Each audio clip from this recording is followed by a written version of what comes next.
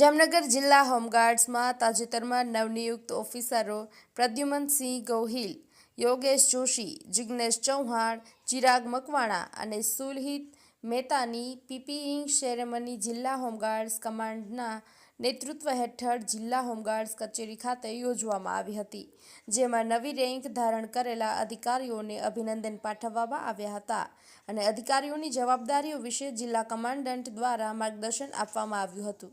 તેમજ દરેક હોમગાર્ડ્સ સભ્યોએ શિસ્ત અને અનુશાસનનો ચુસ્તપણે અમલ કરવા સૂચનો કર્યા હતા.